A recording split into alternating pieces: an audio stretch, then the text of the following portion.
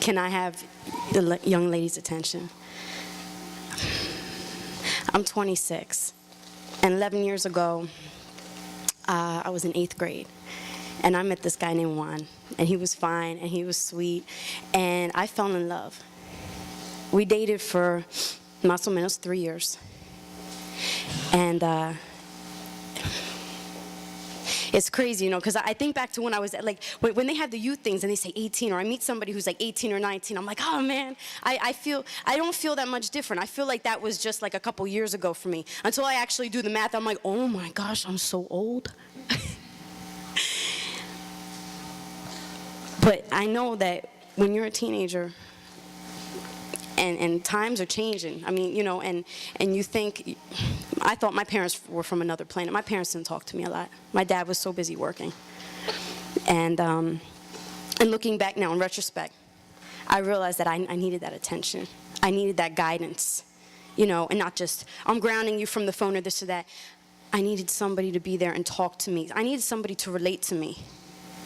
And so anyway, like most teenagers, I mean, I was a fool. I'll say it now. Que estúpida I was. But, you know, I thought I was so mature. I thought that I knew what I wanted, and I thought that, man, this was the guy for me. I had never felt so beautiful inside. I struggled with my weight since childhood, and he loved my body just the way it was. And I felt so comfortable with him that I started negotiating. I wasn't in this church. I was raised Catholic. But I used to pray a lot. I used to pray to God, and I was like, do you know what? I think this is the one for me. And you know what? I wanted to wait for marriage. I wanted to wait so bad because that was something that was mine. That was something that was so important to me. But I said, but you know what? I found my guy, you know, and I give him my time. I do nice things for him. I bake for him. What more can I give him? I want to give him something more. I want to give him something that nobody else can give him. And so I gave him me. And I got pregnant. I had my son 3 weeks before my 17th birthday. And while I was pregnant, he cheated on me with some girl who pretended to be my friend. And it was rough. I had a lot of support from my friends, but they all went off and went away to college, and I didn't go.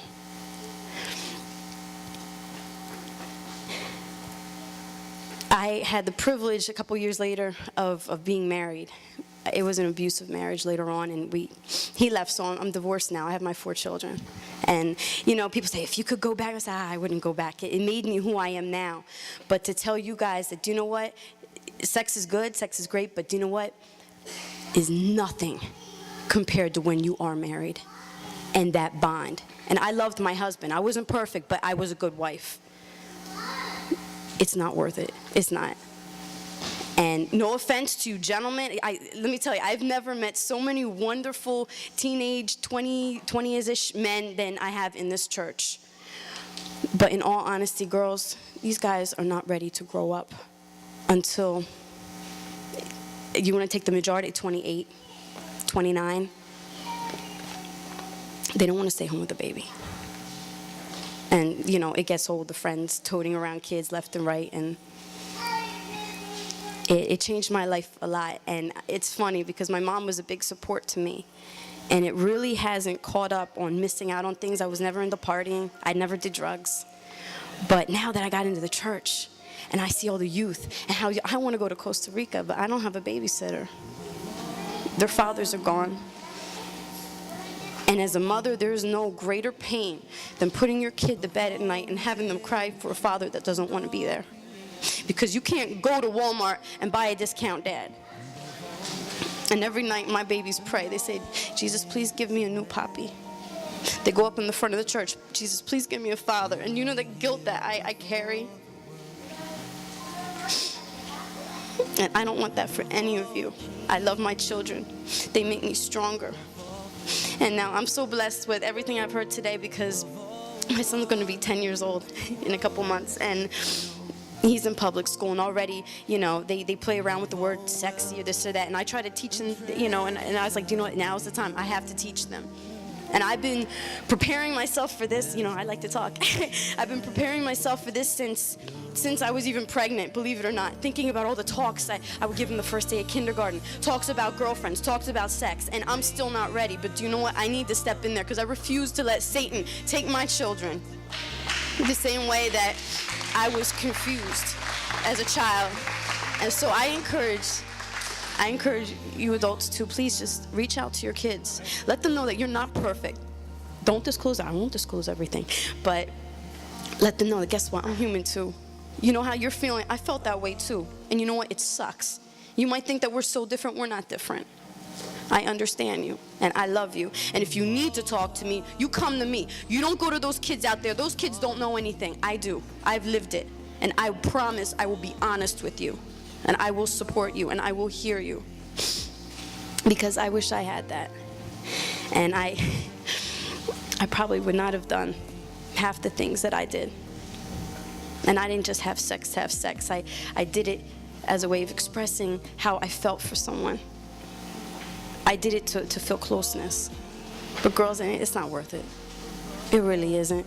And honestly, if you have premarital sex, somewhere in the back of your mind, you're going to be thinking, is he going to stay with me? Does he really love me? Just respect yourselves. And you know what? Most of the guys will leave you for another chick. And then after doing whatever he wants with her, he'll leave her for the next one. If he really loves you, he will wait. It's not impossible, you know? And you're certainly not going to die. What's that movie? Tom Hanks? I mean, he's stranded on the island. How many years was he there? He didn't die. There was no chicks.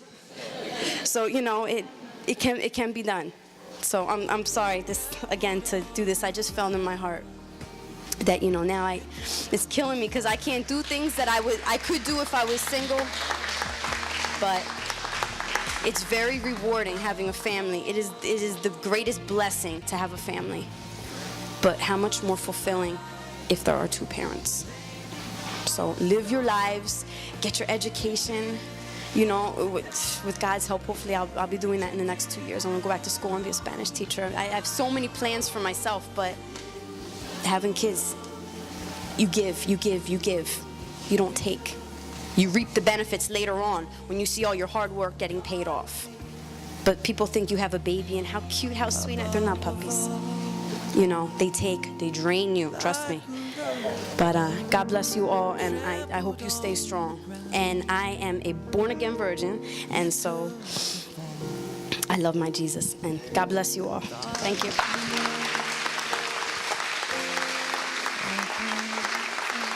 I want to thank you. That took courage. And girls, listen to her story. It doesn't have to be that way for you. And I thank God that she got up here. That was not part of the script. The Lord put that in her heart to talk to you. It's never too late.